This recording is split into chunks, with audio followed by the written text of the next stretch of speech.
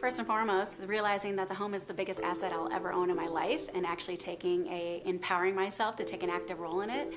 And I think another thing Homebot did was give me a quick snapshot so I could see the equity in my home and just a monthly view of the security I had. I actually had more money than I expected, and it kept growing. I bought it at a great time. I was nervous going into the house, but the realtor convinced me I could do it. So I think it gave me reassurance on a month-to-month basis that I made the right decision. This was about 2.5 years into buying my home when I got Homebot. And I had no idea who my loan officer was. But when I decided to refinance, what's great is that her picture was actually on the top, and her information was right there. So instead of reinventing the wheel and trying to find a new mortgage officer, what I did was just contact her right there. I ended up refinancing 2.5 years later, and also putting more money down on my home because of Homebot.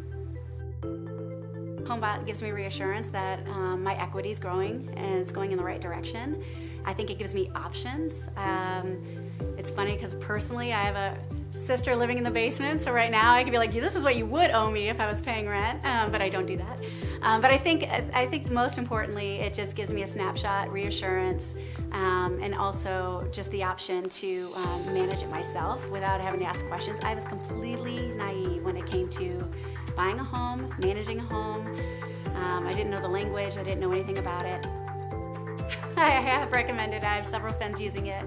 I think people are just really interested in seeing what their home's worth. I think it's nice to be able to see how much you could pull out, and how much you owe on it on a constant basis, and for me, again, just watching that equity grow.